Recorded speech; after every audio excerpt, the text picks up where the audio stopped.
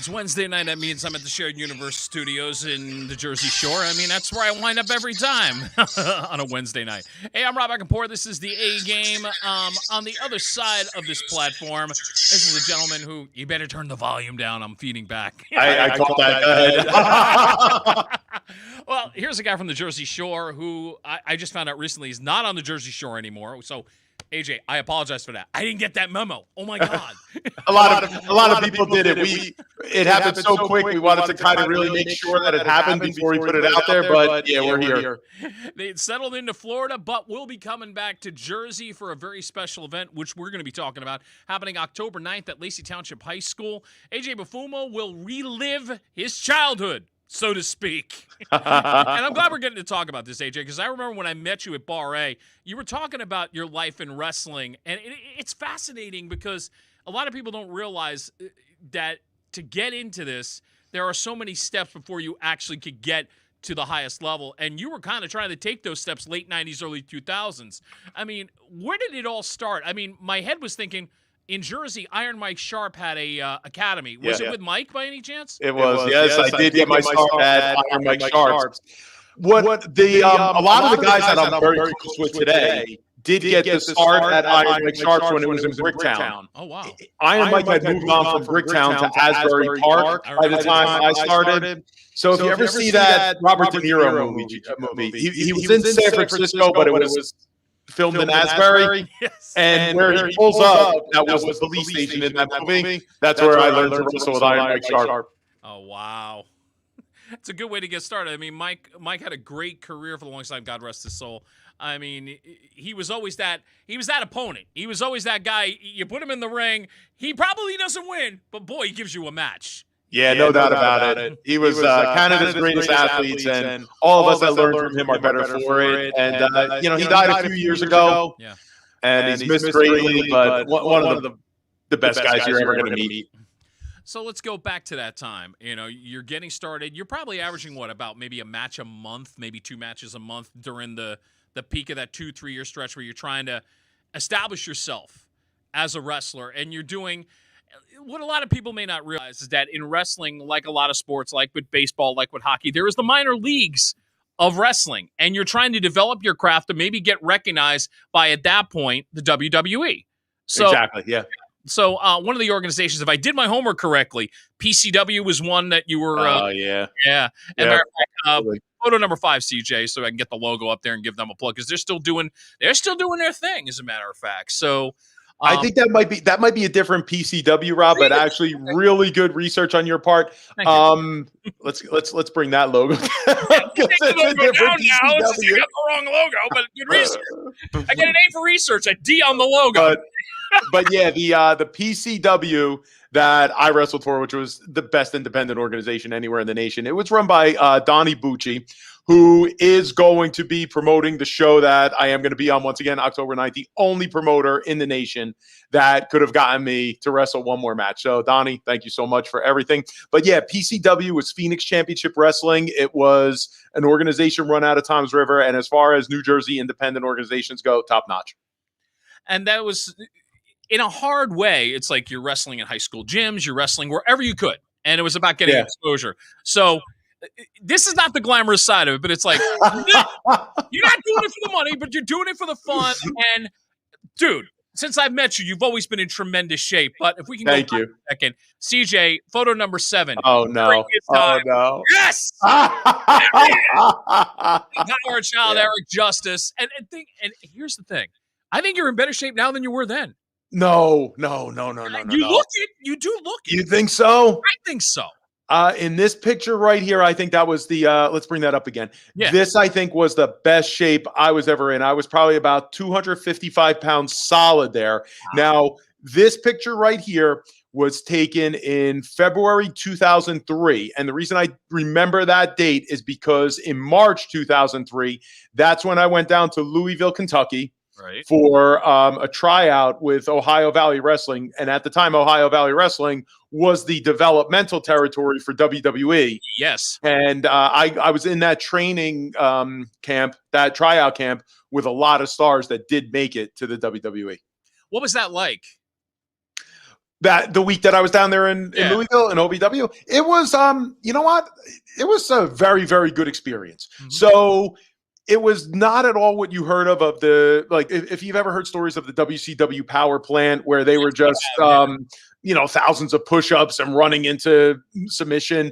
Yeah. It was very, very much a very well-rounded learning experience where we all got to work with one another, and we worked in the ring together, worked on the microphone together, in front of the camera, worked all aspects of wrestling together. So, I mean, it was a great experience. And let me see if I could think of some of the guys that were in that camp with me. Of course, a really good friend of mine, another New Jersey guy, John the Tank Toland. He went up to the main roster for a little while. Right. Mike Cruel, another awesome guy. He was also a PCW guy, just like Tank Toland, and they went up to the main roster for a little while. One of the guys that I got to wrestle down there, and a great experience. He's no longer with us. He died just a little over a year ago, but that was Shad Gaspard. And Shad teamed up with GTG. They were Crime Time.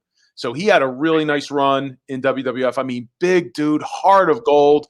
God rest his soul, died saving his son. We miss him a lot. And one of the guys that got it, made the world a better place.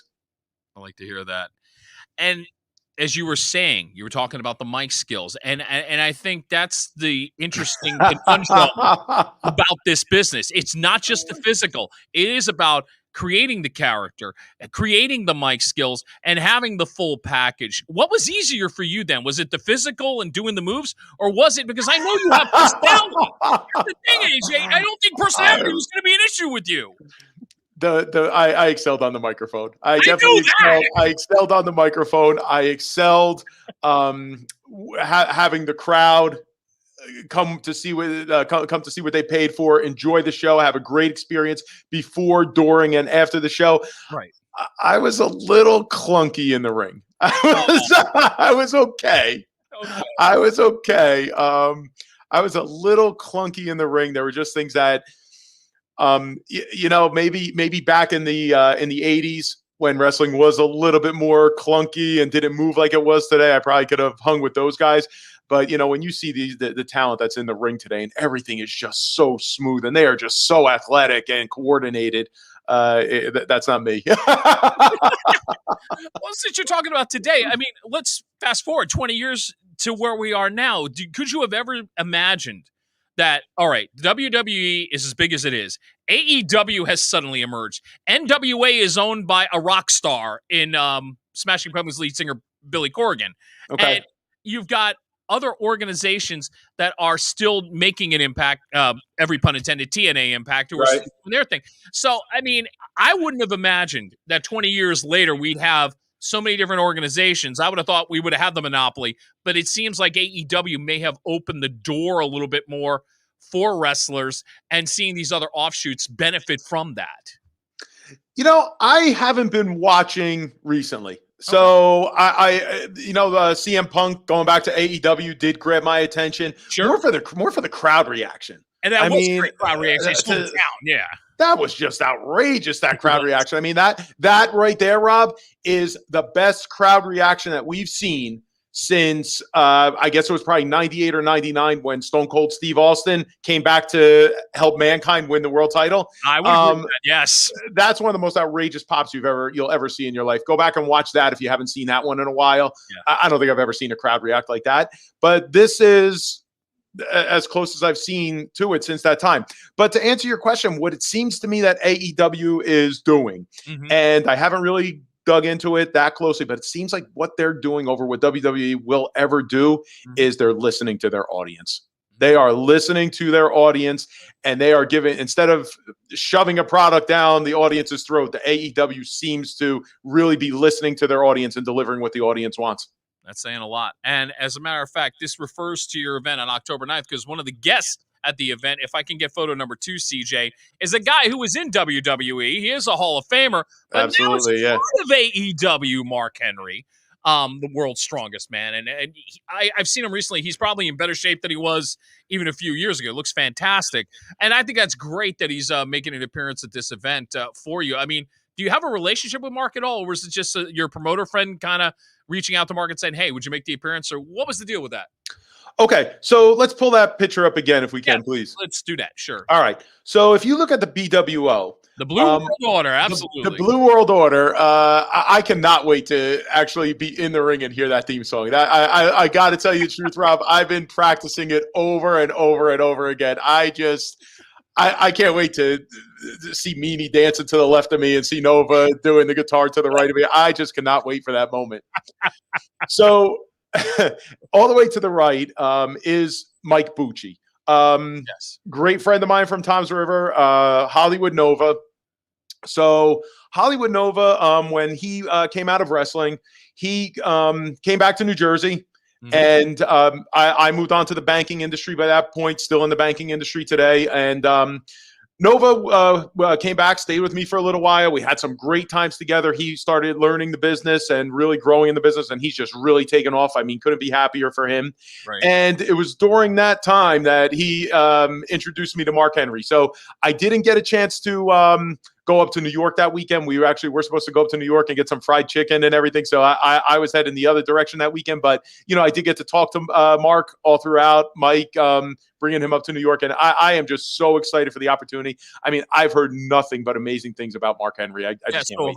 As a matter of fact. And if I can give a real quick plug for Mark, Busted Open Radio on Sirius XM. He makes appearances on there, and he sounds great working with Billy Ray Dudley and the crew there. So, and Blue World Order, which was supposed to be this spoof on NWO, and more life to it than I ever thought it was going to be. Because you wonder sometimes when you look back on Blue World Order, it was like, okay, this will last a couple weeks. It lasts. Oh my God. They had a longer run than probably I would think they thought they were going to have. Oh, no doubt about it. No doubt about it. I mean, the video game that was just released. Do you know the name of it, Rob? It slips my mind, but no, a video game that was just released that has the same graphics of. Do you remember the WWF WrestleFest game that was on Seaside Boardwalk? Yeah, I remember. Oh, so I mean, amazing game. I mean, how many rolls of quarters did I go through with that thing?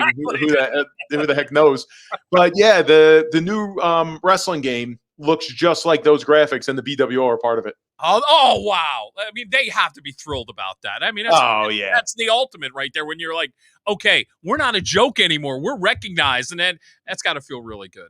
No doubt about it. And by the way, okay, hey, so I was just making sure that everything is shared out here on my page and cool. Yeah, and on Essential Guy Talk. So it looks like we're streaming now. So if anybody has any questions, please, I'll be watching the comments. Would love to answer any questions that you have for us. Please fire when ready. And since you brought him up, Essential Guy Talk is a podcast that was a creation of AJ's, and you did a great job with that. I mean, I'm almost 5,000 followers, and you filled the need. It was a guys thing. And, I miss it. I loved Essential Guy Talk. You know what? I did find a photo from, I think, one of the last things they did. CJ, give me photo number 3. And this seems like something you guys should do. That's what we do. Yeah. I mean, look at that right there. Look at the life. Look at the excitement, the energy, the happiness. I mean, that was Essential Guy Talk. There was Essential Guy Talk right there. and I love the fact, if you're going to do a hot sauce challenge, and anybody in Jersey knows this, when you're growing up in Jersey, and I refer to the logo of Cluck You Chicken, because at one point in your stupid life, you decide, I'm going to do the global thermonuclear sauce. And then you did it, and then you went, I'm never doing that again. Listen, I kept my word, Rob, on one thing. Cluck You Bill, who is such an awesome friend of Essential Guy Talk. Right. He told me what is the one thing, there is only one thing in this world that can settle that burn. He told me what it is, but he made me promise I could never tell anyone. So I got to keep that promise. See, it's interesting because I do watch the podcast with the hot ones. And the only person that I've even remotely seemed to have it down. Oh God, I got to remember which one from the Food Network. Oh God. And he was drinking half and half. And I thought that was it was not half and half. Okay. No, it's the only thing I could throw out there. It was the only thing I could think of. If Cluck You Bill is watching and Cluck You Bill gives me the thumbs up, I could let you know. All right. Fair enough.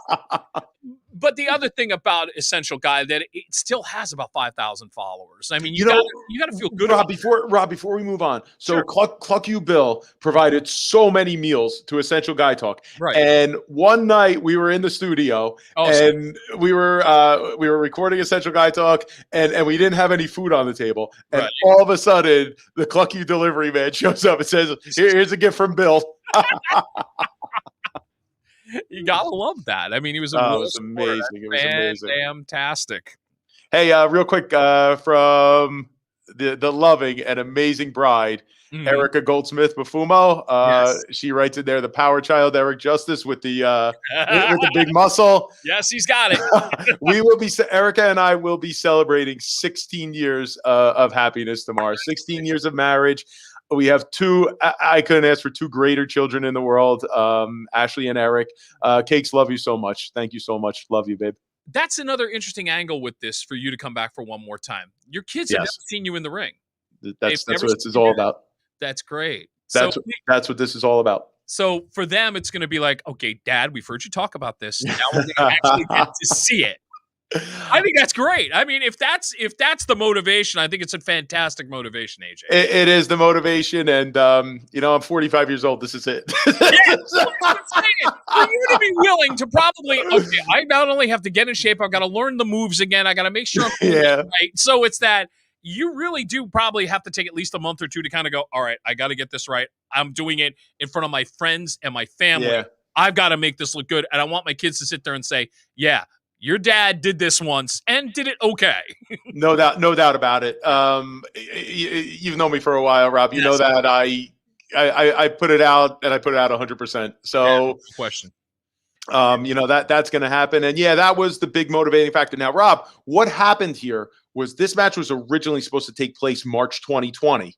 Okay. So March 2020, I got myself into tremendous shape. I was really in tremendous shape. And then the world, what happened in the world, we know what happened. the world stops. Yes. And then Donnie B, who, by the way, before we were looking at Nova, Donnie B is Nova's twin brother, Okay. who is the best Jersey promoter you're ever going to meet. So Donnie B called me back over the summer, said, hey, look, it's going to be October 9th. I can't do this without you. I was like, whatever it takes, I'm going to be there. I mean, we are picking up. We are moving to Boca Raton, Florida, but the flight's already booked. We're coming back. Hey, Rob, real quick, we got Lenny. So the move to Florida based on retirement. It was really based on year-round activity. But Lenny, if you want to go with retirement, I'm not going to stop you. What's up, Lenny? Thanks for watching. Absolutely, Len. We appreciate you chiming in. What you're doing now, you work for a company called American Financial Network. How much do they know about what you're doing, and what is their take on it? Are they kind of smiling at it? Are they thinking you're nuts? Well, this podcast is definitely going to help. Well, the secret's out. Yeah, I am going to. So American Financial Network is such an amazing company to work for. Reason it's so amazing is because, first off, I get to work with two of my, actually three now of my closest friends, Matt, John, Dave. You guys are out there. It's such a pleasure to work with you guys every day. Josh, everyone else we work with, Lenny, who's right there. I mean, the list goes on and on and on. Right. So reason American Financial Network is such an amazing company to work with is because we have all the strength and the resources of a nationwide mortgage lender, but we also have that family-focused culture. John and Jack Sherman, a father-son team, the founders of the company, that was always their vision, was no matter what. I mean, these guys, they don't want to manage a hedge fund. They don't want to answer to shareholders. They want to run their company the way they want to run it. They're doing an amazing job. I mean, we're at 18 consecutive months funding over $1 billion a month. I think there's less than 30 lenders in the nation doing that. So, I mean, I couldn't have asked for an absolutely better opportunity. And, I'm very, very grateful to be a part of this team. I had to give them a plug. Absolutely. Thank you. Thank you very much. I'm glad we could get that in there. One more time, CJ, I want to put up the photo so I can give people the date. It's October 9th. Lacey Township High School in Lacey, New Jersey. Photo number 1, please, because AJ's alter ego, the will be in the ring for one last time. Eventbrite has tickets available. You can go through there. You could visit AJ on his Facebook page. He can give you more details as well. Well, here I'm going to tell you where to go, Rob. If we could put this up somewhere, just visit AmericanPowerChild.com. Okay. Go ahead and visit AmericanPowerChild.com. I haven't seen your name on the guest list yet, Rob. Yeah, we will rectify that. I promise. Okay. Go to AmericanPowerChild.com. Part of my agreement to wrestle is that I do get my guest list. So I'm inviting everyone from the A-Game podcast to please go to AmericanPowerChild.com and please register for my guest list. I would absolutely love to have you as a guest. I do have the back cover of the magazine, so I will be signing autographs for everyone that'll come by. So I mean, that's what this is all about. There it is, guys, right there. AmericanPowerChild.com. That's what this is all about, Rob. It was all about wrestling for the kids, wrestling for those that didn't get a chance to see me, because we talk about this, Rob. We talk about growing up in Wall Township, going to Red Bank Catholic, going to Seton Hall, going into the mortgage industry, Essential Guy Talk. There are so many people. You, Rob, Ming, the guys from a shared universe. Yeah. There are so many people that I've met along the way that didn't get to see me wrestle in the younger years and said, geez, I wish I got to see you. And you know what? I'm giving them one more shot. I love it. And again, one more time, AmericanPowerChild.com. Visit the website and be a part of what is going to be a fun night. AJ Befumo is. Can we pull that image up one more time, Rob? Well, the website. The last image, yeah. The last image. Okay. Yes. Two things I want to tell you guys about this image. So the name Eric Justice. Mm-hmm. Okay, let's look at it right there as we see it there. Eric Justice. Mm-hmm. So if you look at Eric, if you put an AM before Eric and an AN after Eric, you end up with American Justice. So the name came from American Justice, and the character was created right after the events of 9/11. So the character was very much a superhero that was the defender of American freedom. Mm-hmm. And the other awesome thing about it is that our son, Eric, was born in 2013. Right. And one night we were laying down and going over names and thinking of names. And, my first name is Andrew. My wife wasn't crazy about my wife is Jewish, so the Jewish faith is not crazy about naming someone after someone who's living. So she didn't want to go with Andrew. So I said, well, you know what? Let's name him Eric Justice Befumo. And then that way he's still named after his father. He is his father's child, no matter. And it's funny because I understand that completely, because my father, who was born Bartholomew, my mom knew him as Bobby. And I became Robert because of that, So gotcha, I understand the logic completely around that. I think that's beautiful. Thank you so much, and it fits him so well. That's cool. All right, up to the random shot segment. These are questions that could come from anywhere. Yes, I've been stalking Andrew or AJ's social media. That's no problem. Let's no problem. But am I going? Yep, choose to you. Salute. Okay, now that I've properly done that. All right, couple of questions that we'll play a little essential guy talk here with these questions. Sure. Under the definition of, let's say, movies for guys who like movies, I'm going to let you choose one, and you'll see where the underlying theme is with the two movies. Okay, go ahead. Rocky or Rambo? Rocky. Caddyshack or Stripes? That's a tough one, I know. You know what? I'm so tempted to go Stripes because I love John Candy. John Candy is the greatest talent that, in my book, John Candy is the greatest talent ever. I'm gonna go Caddyshack because I prefer Caddyshack to Stripes, and also you want to look at Rodney Dangerfield in Caddyshack. That's. And here's the clincher for me with Caddyshack. You can quote every line in that movie. You can quote a lot of Stripes, but I know every guy who's watched Caddyshack can pretty much quote the whole movie verbatim. Yeah.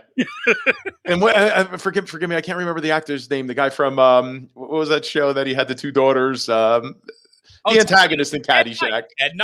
Ted Knight. Well, that's like an all-star role that he played in Caddyshack. That role after the Mary Tyler Moore show that he had, that pretty much took his career beyond for the next. What was his show with the two daughters? Didn't they live in San Francisco? Too Close for Comfort. All right, yeah. Okay. Got two more for you. James Bond or Jason Bourne? I gotta tell you the truth. I'm not too excited about either one of them. I'll go. There you go. That's honest. I'm not too excited about either one of them. I'm more into power than I am into. I'm more into power than wit. You know what? Just because of the years of establishment, I'll go Bond. Okay, but for power, which actor then? Arnold or Van Damme? Oh, Arnold. There you go. Oh, Arnold. There's no one like Arnold. And I got to tell you, a little while ago, PJ, of course, PJ from Essential Guy Talk, my brother out there, co-founder with me of Essential Guy Talk. Like I said, I miss Essential Guy Talk. He ran a spinoff of Essential Guy Talk called Spitball and Legends. And the first legend that they discussed was Howard Stern. And one of my all-time favorite Howard Stern guests is Arnold. And the reason that I love Arnold so much on the Stern Show was because I related to him so much as on Essential Guy Talk. Because on Essential Guy Talk, like I was kind of like that, like that big goofy Arnold guy that they were kind of, laughing at me or whatever. And I embraced the role. It was funny, but I felt the same thing where, excuse me there, Rob. I felt the same thing where like Howard and Jackie and Fred. They were all kind of like laughing behind Arnold's back, but he was a good sport about it. And they were kind of like goofing at the father he is and how like strong and established he is. But, I was able to relate to that. Good stuff. Okay, another one that would have probably been an Essential Guy Talk question. What would you think? It would be more challenging. And I know you've done at least one of these things. Sure. Eating a Crave case of White Castle sliders, that's a 30-pack. Right. Or sampling those hot sauces that we saw earlier and sampling all of them, like 10 in a row. Is it the volume that's worse or is it the heat? Which one would be easier? Let's put it this way. Which is easier for you, volume or heat? Volume's easier for me. Yeah. Heat just, I mean, you do one hot sauce. I mean, but if you just keep taking those punches in the mouth. The trouble with the Crave case is that after 10, they all you don't taste anything anymore. Yeah. I'm good for. I can do a sack of 10. After that, it's you're just not even tasting anything. You're just torturing yourself. Yeah, so, and then you really pay for it the next day. Yeah, I would have to do the Crave case. I could do volume. I mean, all those punches in the mouth with that hot sauce, that's gonna beat you into submission. No doubt. Okay, I'm gonna go wrestling for a couple questions. Sure. What do you think, in your mind, one of the best names for any wrestling move ever done? Oh, wow. This is cool. All right. So I absolutely love the name The Power Bomb. Mm-hmm. Absolutely love the name The Power Bomb. Mm-hmm. Of course, Jake the Snake Roberts, the DDT. The DDT, good one. Right. How can you forget the DDT? Now, I want to get back to answering your question, but here's a thought I do have. Go. I think the most devastating move ever in professional wrestling is not properly named. The Legion of Doom's clothesline off Animal's shoulders. Oh, good one. But, all right. Okay. Naming that the Doomsday Device, I think we needed a better name than the Doomsday Device. But I mean, that move and, the way Animal would just hoist someone up on his shoulders like a stuffed animal and flip him with Hawk's clothesline. Oh, go, So let's think of some other names. So I do like that John Cena's move when he changed it from the F5 to the Attitude Adjustment. I think the Attitude Adjustment was a great name. The Rock Bottom. Rock Bottom, definitely. The Stone Cold Stunner. Mm-hmm. Yeah, that was on my list for sure. Yeah. What do you have on your list? One that you didn't get on. I got to salute the Jersey guy, DDP. Diamond. Oh, the Diamond Cutter. Okay, yeah. He put. I mean, yeah. I like Diamond Dallas Page. Boom, and then here came the move. But, yeah, no, we brought some good names there. I like that. Hey, how about let's go on the heel side here for a minute. How about the Honky Tonk Man, the Shake, Rattle, and Roll? That's a good name. That is a good one. And actually, it's funny. I didn't bring that up as a question, but in my list of heels, he was one of the best because I grew up with the Honky Tonk Man. So for me, it was like I always loved him as a heel. Yeah. I mean, he was the guy that you went to the arena to see him get his what kicked. Oh, absolutely. And you love to hate him. I mean, and that's probably another thing that's probably hard to develop. I mean, when you were kind of figuring this out, you wanted to be the hero. Yeah. There was never really a thought of like, I'm heel now. No. Because I learned very early. I couldn't do it. I learned very, very early that the best wrestling gimmick is when you're yourself and a little over the top. Mm-hmm. And I don't enjoy being a bad guy. I don't. That's not me. I can't do it. That's not me. Hey, real quick. So Lenny jumped in on the question, and he likes the moonsault. You know what? There's a few that did the moonsault, but that's a great move. I interviewed a woman from TNA Impact, Stephanie Finaccio. Yeah. Who, fantastic person. Trinity did the moonsault in TNA and doing it and taking out 3 men. I That is still one of the best things I've seen in wrestling, and that was about 10 years ago when she did it. It was impressive. Hey, I got to tell you, you know who has an incredible moonsault? Can we pull up that image again of the Blue World Order? Yeah, okay. Image number 2 one more time, please. Go for it. That guy right there, the Blue Meanie. Blue Meanie. I could not. You haven't seen his moon. You got to YouTube his moonsault. The guy does an incredible moonsault. I think that's the thing I forget about in this sense, AJ, because when I think of BWO, it was more about the gimmick. And you almost forget that these guys were really good wrestlers. Oh, Nova, we can take the image down now. Yes. All right. In my opinion, Mm-hmm. there was a time that Nova was one of the top 5 wrestlers in the world. Wow. That's saying a lot. Yes. In my opinion, there was a time Nova was one of the top 5 wrestlers in the world. You know, at that time, Sandra Vicky, hello, saying hello to us. What's going on? Hey, Sandra. Lenny, Moolah pulled it on Flair, and Flair has the best delayed dive. Oh, yeah. So Lenny's talking about where Ric Flair takes the that's the takes the hit in the corner. Going down. Right. Yeah. That's true. He doesn't just go down. It's like, it's 2, 3, boom. The big hair, right? All right. So what was I on to a minute ago? Your man from BWO is a top 5 wrestler. Oh, yeah. And that was at a time where I think that the top in the world, I put him in the category there with Eddie Guerrero, Edge. Wow. Yeah, no, he was. You're putting him in elite. Chris Jericho. Yeah. Yeah. Wow. Yes. Yeah. There was a time probably, I'm going to say right around 2001, 2002. Mm-hmm. 2001, 2002. So did maybe BWO on one sense help him and one sense hurt him? Because I don't see how BWO hurt him. Okay. I don't see how BWO hurt him at all. Right. Because he rose from out of BWO, right. And he was Nova in ECW when he wore the black leather pants. Right. And I think he was one of the top baby faces in the company at that point. Mm-hmm. That's when I thought that he was one of the best, because I think by the time he got to WWE, the product was very much made for television, and you had a 3 to 5 minute match against when he first got to WWE as Simon Dean. If he had a 15-20 minute match with Jericho, we would have seen some magic. That's saying something. I think this kind of sets up my next question, because if we go back toward like 2000, let's say we'll get through the 90s, we'll go right at 2000, because I think there is 2 organizations that are still standing. One's about to die. But you mentioned ECW. Yeah. So what were you more of a fan of then right around that time? WWF, WCW, or ECW? I was always WWF.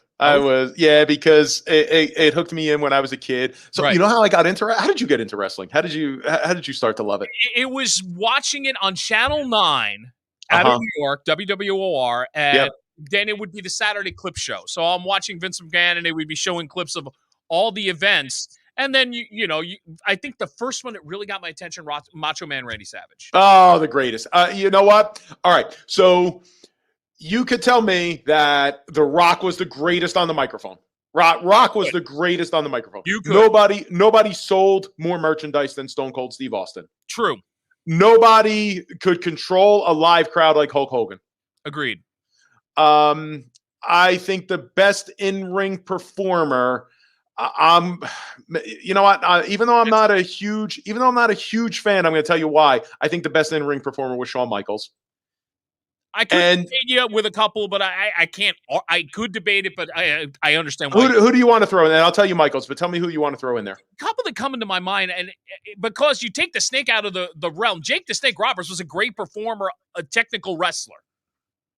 All right. Here's why I give it to Shawn Michaels, and maybe if you want to bring the Hitman into this, Bret Hart, absolutely. I could bring the Hitman into this too. Okay. So Jake the Snake Roberts got to do it against Rick Rude. Jake the Snake Roberts got to do it against the Honky Tonk Man. Yes. Shawn Michaels had to do it against Sid. Shawn Michaels had to do it against Diesel. Shawn Michaels had to do it against Vader. All right, so just take those 3 names. Like 6 inches taller and 100 heavier. All right, good point. Just take those 3 names I gave you. Guys that could not move well. Guys that really could not hold up their end of the bargain. And, Shawn and the Hitman had to make them look good, and they did. That's a very good point. That's a really good point. Yeah. I would expect anything less of you on that. So thank you very much. So where I'm going with all this. Please. All right. Rock best on the microphone. Austin sold the most merchandise. Hulk could control the crowd. Michaels or Hitman in the ring. Even if you want to throw Ricky the Dragon in there, I would even throw Ricky the Dragon in there. That's a good one. The best all-around package was Macho Man Randy Savage. On the microphone, right in the ring. The reaction with Elizabeth. Yeah. How about this, Rob? How about with Macho Man Randy Savage, okay? Just that the tweak with Elizabeth made him either the most popular babyface in the world or the most hated bad guy in the world. Yes, exactly. Just by whether it was Elizabeth opening the rope for him or him ooping the rope for Elizabeth. All right. I mean, had you eating out of the palm of his hands. I will say this. It was out of all the A&E specials, and they did 6 of the wrestlers. Yeah. Savage and Piper were both fascinating to me. Yeah. And to really understand what Savage was doing, like, here they are getting married in the WWE, and their marriage is falling apart, and they still had to sell it. So I don't think he gets enough credit to kind of go, he sold it. And meanwhile, it could have self-destructed at any time because behind the scenes, it's just falling apart. It was falling apart. Yeah, you're right. You're right. And, we never would have known that. I mean, I mean, the music videos behind it, the event behind it. I loved that SummerSlam. It's a good one. That's definitely let's touch on that for a second. Yeah. Bret Hart over Mr. Perfect for the Intercontinental Champion. Mr. Perfect, we got to throw him in that category too. We got to throw. Hennig could have had a match with anybody. Now the Legion of Doom with their first WWF Tag Team Championship, the first Triple Crown winners.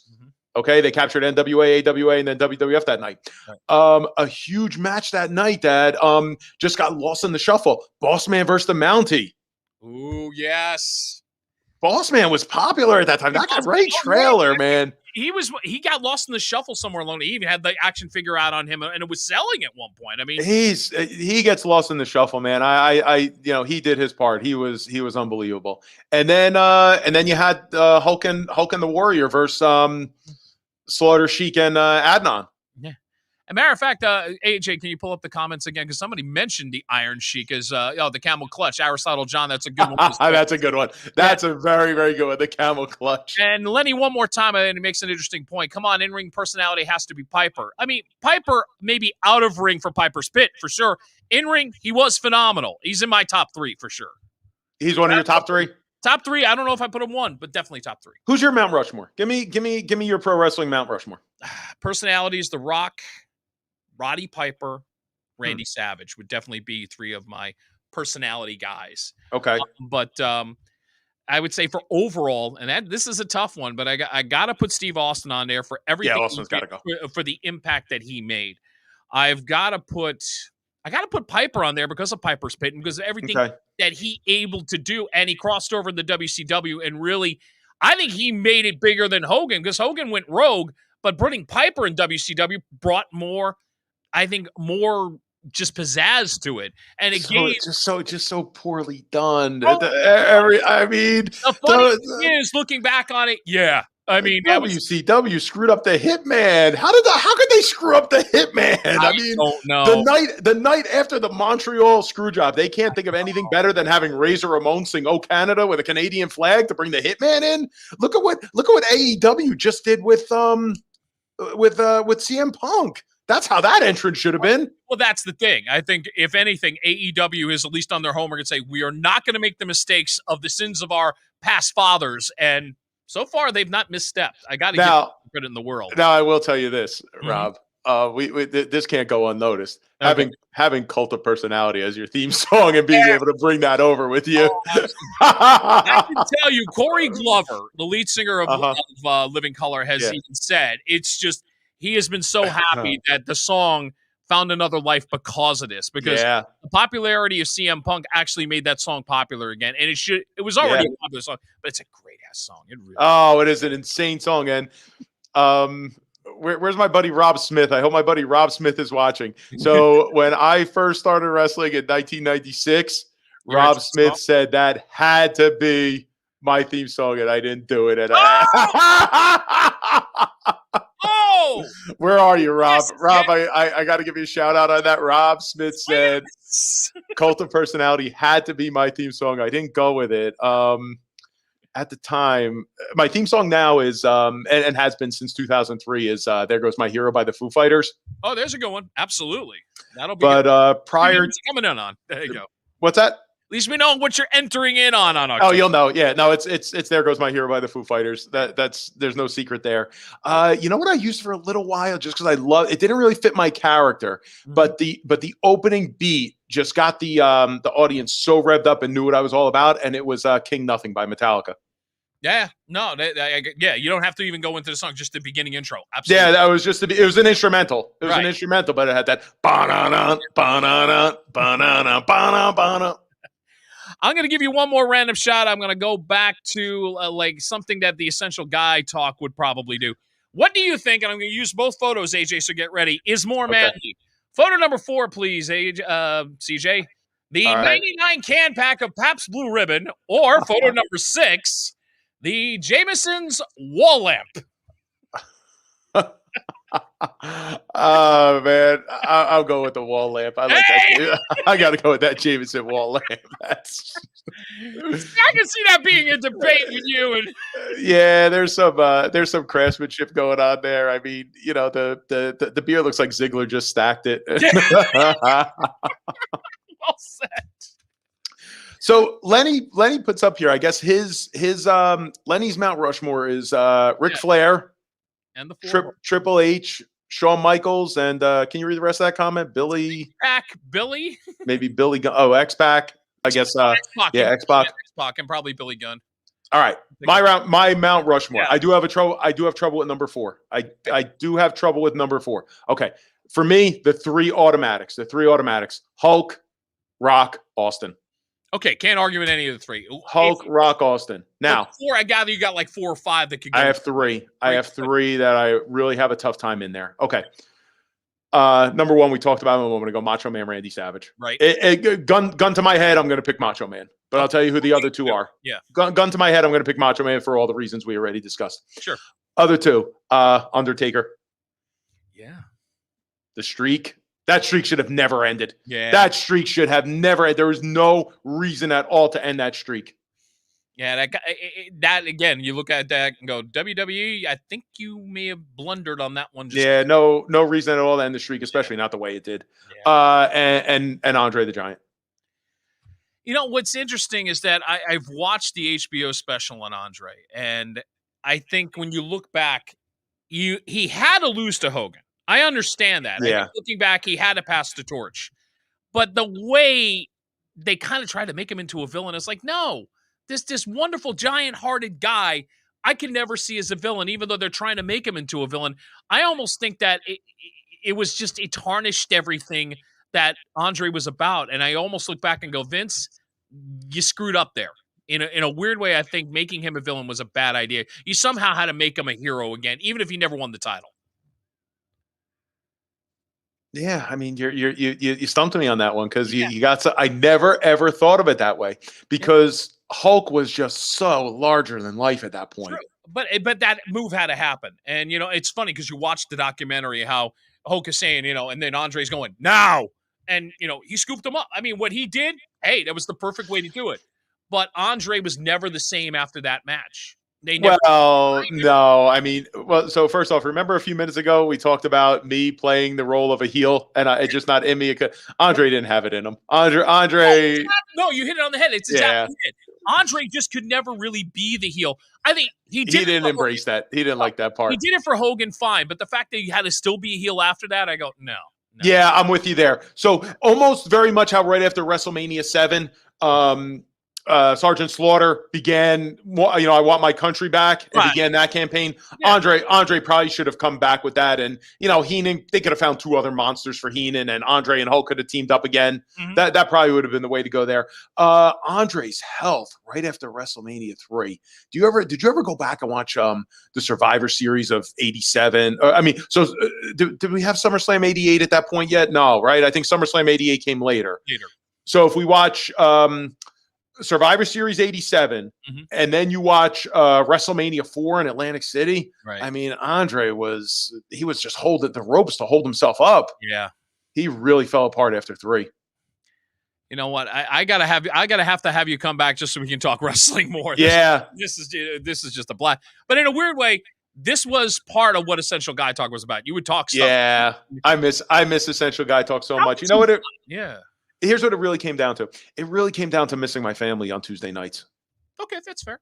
It really did, because it was an every Tuesday thing. And PJ, I hope PJ's listening, or we could tell PJ to join in this at the 45 minute. I mean, PJ did so much for Essential Guy Talk. I'll forever be grateful. And absolutely, PJ's a brother. PJ's a great friend, and PJ just did so much for Essential Guy Talk. And like, if there was ever a way we really could have ever gotten that to take off and really make a living off of it, that would have been unbelievable. But I it's such a great experience. I'm forever grateful. I'll always be Essential Guy Talk, and it's a great accomplishment for me. Whether we made millions or not, it was a great accomplishment.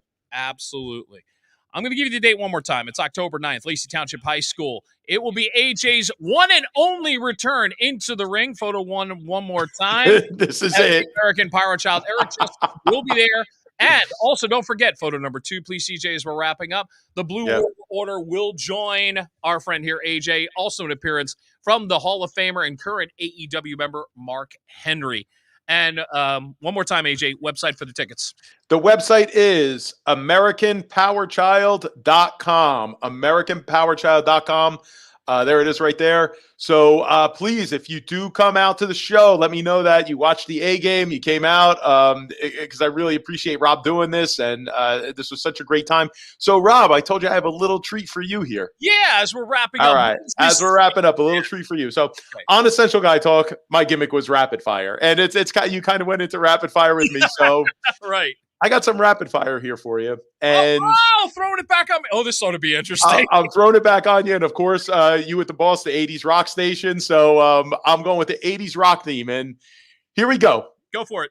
So 80s rock rapid fire for Rob Akampura. Bruce Springsteen or Bon Jovi? Springsteen. Guns N' Roses or Motley Crue? Always was more of a Crue guy than GNR. Okay. Yeah. Joan Jett or Pat Benatar? Another tough one. By this much, Joan Jett.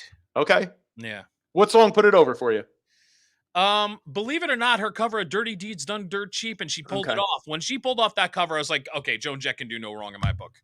See, I would bring this down to me now. To me, Joan Jett versus Pat Benatar comes down to I love the opening beat. Hate Myself for Loving You. Yes, great song. And Invincible for Pat Benatar. That was the song that put her into orbit, no question about it. But both of them have had great careers. That's why I said it's by that much. It's by that much. All right. Really is. That's like the old John Candy, Rodney Dangerfield thing we talked about. Yeah. It was. All right. Neil Peart or John Bonham? Peart. I gotta go. Okay. Go with Neil. I'm gonna ease up on you. You coming up with some good ones. I'm gonna ease up on you. Oh, the last one's a real dinger. All right, here we go. I'm gonna ease up on you on this one. David Lee Roth or Sammy Hagar? You know what? And this is how I've always answered this question. The performance on stage is clearly David Lee Roth, but for musicianship and what he did to reinvent the band, Sammy Hagar. I'm a Roth guy. I don't. I like Hagar. I'm a Roth guy. But all right, Sammy Hagar. When I heard that first album that they put out, 5150, and it opens with Best of Both Worlds, I knew this experiment is going to work. This experiment's going to work. Yeah, and then out top to bottom, you sit there and go, no, Sammy made it work. But Sammy also brought more out of Eddie Van Halen than I think David Lee Roth ever did. But David is clearly a much better performer. Always was. Yep. And that's how I'm sticking with that answer. Born to Run or Living on a Prayer? Born to Run. I grew up around the Freehold area. Okay. Mick Jagger or Steve Tyler? Believe it or not really a Stones fan. It's Tyler. Okay. Yeah. We're Not Gonna Take It or Mental Health? Boy, you're coming up with some good ones. Bang your head. Mental Health will drive. Yeah, right. So this is really cool. So I got to bartend at the Birch Hill when I was in my early 20s. And the Birch Hill was a place where bands either came to launch or to go to rest. In the 90s, I was DJing there, so I know. So you knew all about it. So Lit was there, My Own Worst Enemy, but I got to bartend for Run DMC, hear It's Tricky Live. But when Quiet Riot was there, And everything got quiet. It was dark. Everyone's like, "Hey, man, what are they? Are they coming back?" And then all of a sudden, the lights going, bomb, bomb, bomb. And so now this is probably, I guess, maybe 2001. Right. And there's guys in there with like tight Lee jeans, big Reebok sneakers, hair like the MGM Lion, and they're high fiving, hugging, spilling beers everywhere. So I mean, it was truly a great moment. All right, brought out chill. I'm impressed. Here we go. I'm gonna switch up number 9 and 10 because the bonus I thought of on the way here, and it's a good one. All right, Led Zeppelin or Rush? You freaking bastard! I'd like to abstain on that question. If I don't pick Zeppelin, I'll never forgive myself. Even though I'm a Rush fan, I got to go Zeppelin.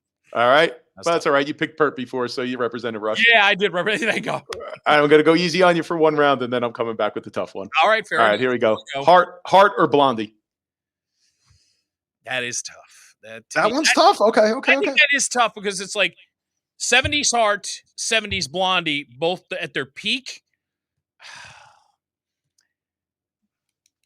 Heart, but again, I'm going to go by that much. Heart by that much. By that much. I always loved Debbie Harry and what Blondie did, but I'm going to go Heart. They were a little more outrageous. I think you could almost compare that to the Sammy Hagar, David Lee Roth. I could see where you're talking about. Heart was a little more Hagar. Blondie was a little bit more Lee Roth. If this was the easy one, I'm afraid to ask what the last one is. You ready? Ready.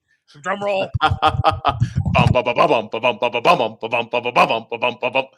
The Immigrant Song or Tom Sawyer?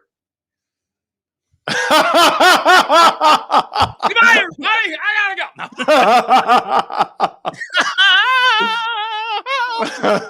go. I thought of that one on the way over. That was a good one to think of. I mean, if I go by my personal trainer, Steve Persamanos, and I always set up a music, and Tom Sawyer always comes up. I gotta pick Tom Sawyer because when I'm working out, you're going Tom Sawyer. Going Tom Sawyer. All right, I'm going the Immigrant Song, but again, it's that much. Nice. That was a nice surprise, AJ. I love it. That was a lot of fun. Thank you so much, Rob. Thanks for coming on, man. Hey, that's a wrap for us. But I'll tell you something. That's the first guest that's thrown it on me like that. So I have to say all hell, and I hate you at the same time. Listen, I'll be back next Wednesday night, 7 o'clock Eastern, 4 Pacific. Don't forget, AJ, if you're in Jersey, again, it's October 9th at Lacey Township High School. AJ's return to the wrestling ring one last time. Be a part of it. And any questions, just reach out to one of us. We'll give you everything you need to know. Until next time, have a great week ahead and take care of yourself.